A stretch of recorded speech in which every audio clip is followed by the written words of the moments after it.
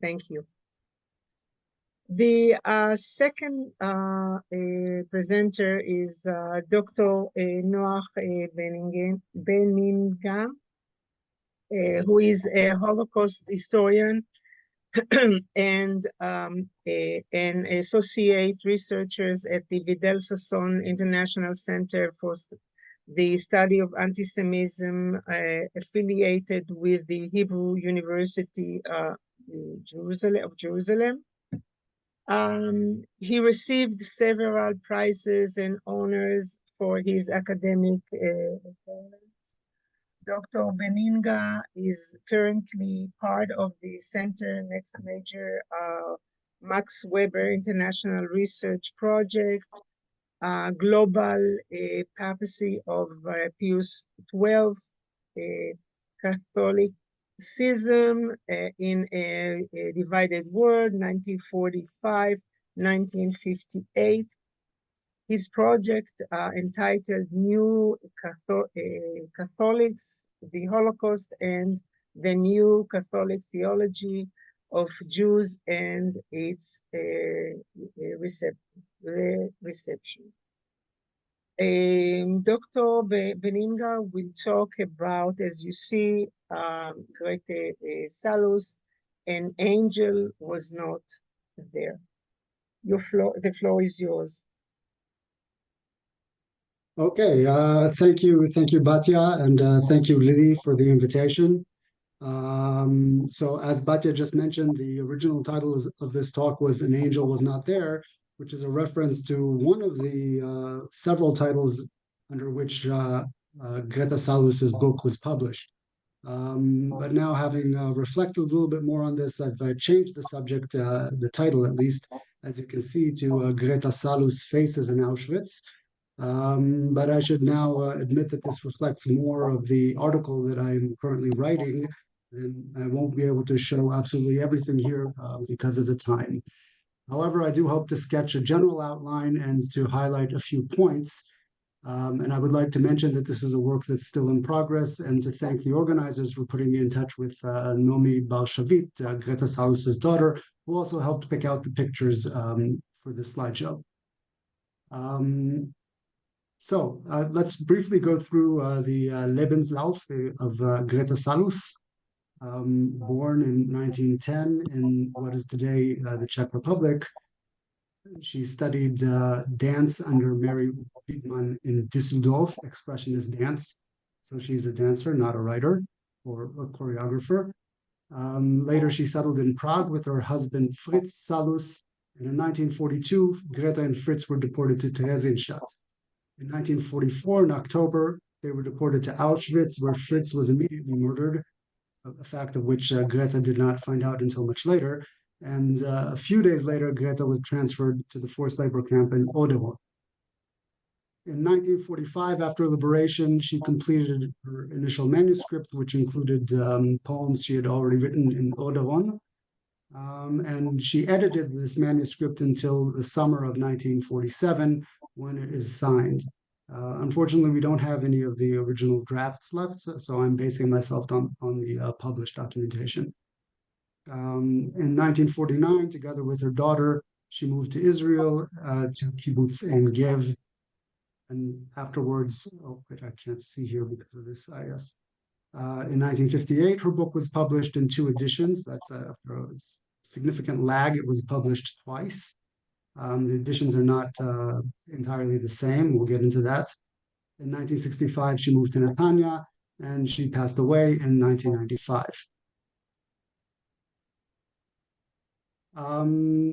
So basically, wait, let's go back to this. Yes, okay. So Salus belongs to what is considered the group of early writers about the Holocaust, early women writers. This is a subset of what I'm calling the canon of women writers, and I hope to be able to talk about that more, perhaps in this series of lectures. These are accounts which researchers, among them, for example, Namashik, considered to be entirely different from the later accounts because they were written under the shock of the initial events. They tend to contain lurid descriptions or have more blunt language, at times coarse, sarcastic, and considered less literary than other works. I don't think this is the case for Salus's text. I hope to show you that. Okay. This is what Salus says about her writing process. She wrote night and day. I'm just going to read you the English here. The text, of course, does not exist in English, so these are my translations. I wrote night and day. Next to me within reach was a loaf of bread. As in the camp, we had always dreamt of having an entire loaf. So the result is that today we have 4 texts of Salus. These are the different editions. I won't go into them. They are, as I said, not entirely the same, and specifically, some of them do not contain a later addendum called Entzauberte Welt. The Hebrew edition, by the way, is considerably different from the German editions because it was edited for literary reading. I think in order to really deal with Salus, we need to treat all of these texts because some of them reflect certain changes, possibly indicating reception problems or editorial interventions. So the question is, what do we actually learn from Salus about Auschwitz and about women in Auschwitz? My supposition here is that we need to first become good readers of Salus in order to understand her.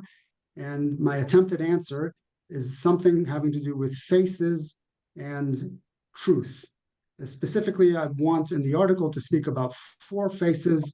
That is, first, Auschwitz as the personification of death, which I will mention here. Secondly, the true face of the body, which is also on our list for today. Then third, the gray faces of those succumbing. And fourth, the twisted faces of those compliant. Won't get to these 2 final points today. So, Salus as a writer. Now, first of all, we should say here, Salus was a dancer and a choreographer. She was also a writer, but she probably did not think of herself as a writer. It seems from her writing that she wrote primarily for herself, poems and letters to people who wrote to her, correspondence.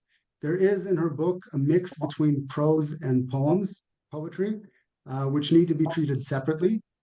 The poems are a little bit more diverse than the prose material, and in this talk I'm going to be focused on poems that I believe to be a form of self-talk, in which Salus speaks to a kleine Schwester, a younger sister, who I believe is actually she herself. But I'm checking this prisoner number.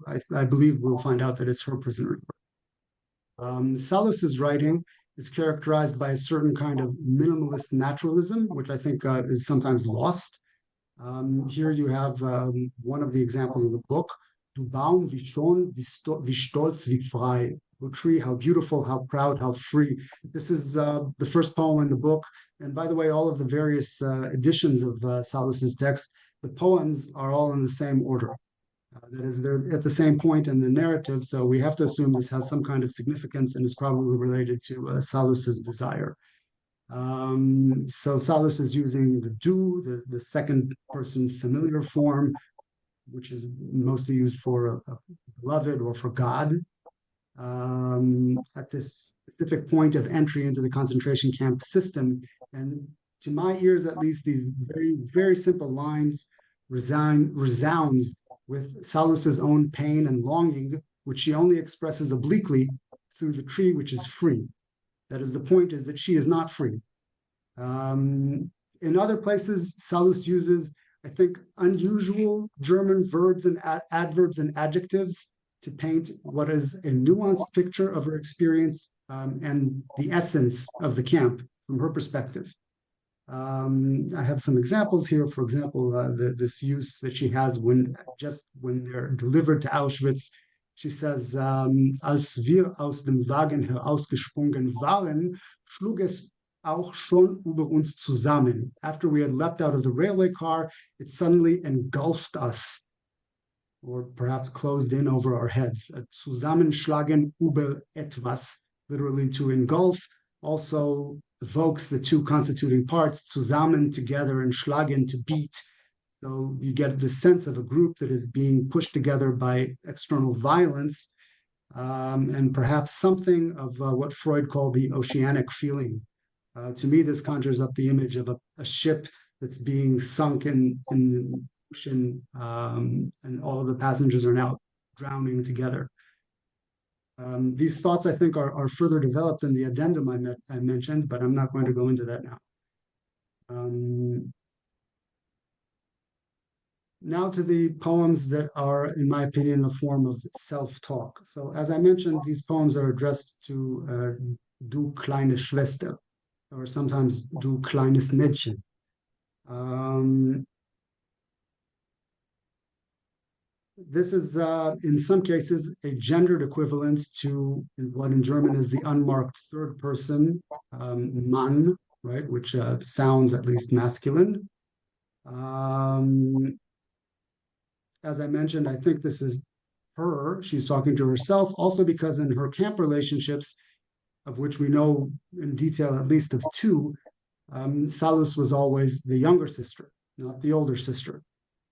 Specifically, her friend from Theresienstadt, perhaps Mina, this is the name supplied by Nomi, because Salus's book contains only one name, and that name is the other woman with whom she was in this kind of supportive relationship, Elsa Grote. Her friend from Theresienstadt was more practical than she was. For example, she pulled her out of the wrong line in Auschwitz, saving her life. But this evoked in Salus sharp feelings of inadequacy and memories of a childhood friend who she had idolized. Um, so what my thesis here is that these poems of self-talk are Salus's attempt to encourage herself, um, possibly helping herself to survive. Here we have the point where I think she refers to herself. We are marked, nameless, number 59780. This is an Odoron number. We know it's an Odoron number because it says specifically here that it is inscribed on a piece of canvas painted on our breast. Salus was not tattooed in Auschwitz, as she was in transit there. The word, by the way, that she uses for inscribed is very interesting. Gebannt. It evokes a world of magic. Ban is a hex, a spell. And also, if you like, the Golem of Prague, who had this certain number, letters inscribed on his forehead, Aleph, Mem, Taf, Emet, which animated him. And when the Aleph was removed, it turned into Met, and the Golem was de-animated. So in some sense, it seems to me, and I think I could prop this up with further examples from her book, that she sees this number as animating her camp existence. Now we should mention, I think I have, that Salus was in Auschwitz for transit. So the time she spent in the camp was perhaps only 1 week, maybe even less. Now we might be tempted to say that this is not enough time for us to consider seriously what Salus has to say about Auschwitz.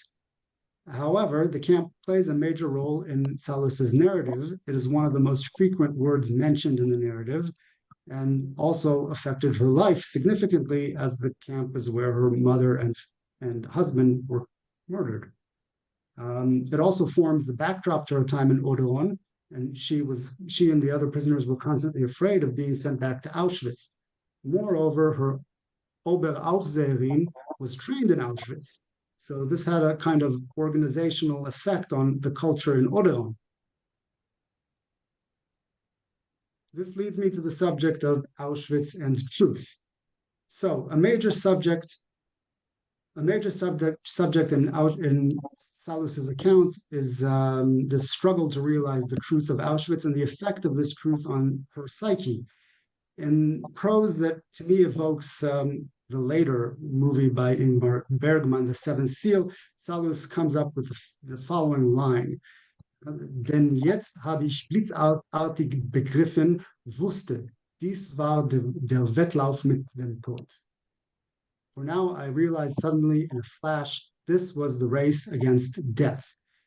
So basically, in Salus's narrative, Auschwitz is the personification of death, but the struggle and the Auschwitz part of her narrative is coming to terms with this, realizing this. In order to realize this, she has to peel back layers of self-illusion until ultimately some kind of core is uncovered. This process of Entzauberung, disenchantment or disillusionment, is also treated in the 1962 addendum, which was written in 1947, by the way, and connected to the of shedding of self-illusion, rupture with others, the world, and self-disassociation. The subject of self-disassociation is connected to her discovery of the truth of the body as other, which is going to be the final point of this talk. I have 1 minute left, so I hope I'll be able to say something about this.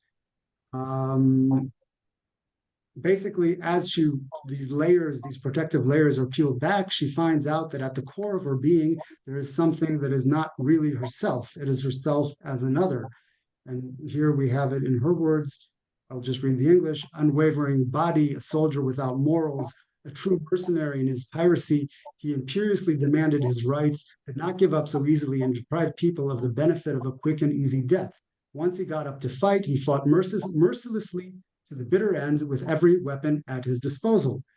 Now, this uncanny truth is also related to gendered issues that Salus brings up, which researchers find particularly typical of the early narratives. I'm talking right now about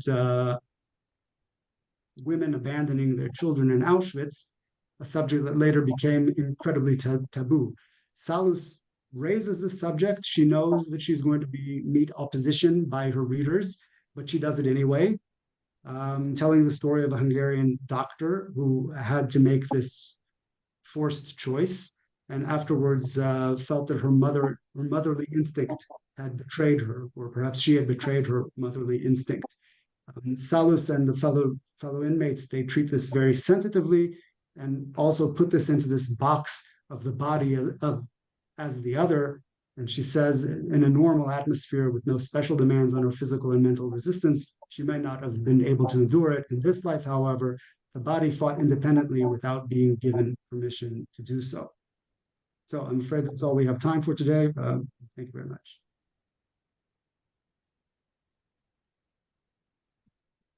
Thank you very much, Noah, for presenting an interesting and important story about, I think, spiritual resistance in Auschwitz. And that brings us to the last lecture that will be given by Dr. Rachel Kollender, who is a musicologist and ethnomusicologist. Her research is mainly in the field of Jewish music. She taught for over 50 years at Bar-Ilan University and other academic institutions. She lectured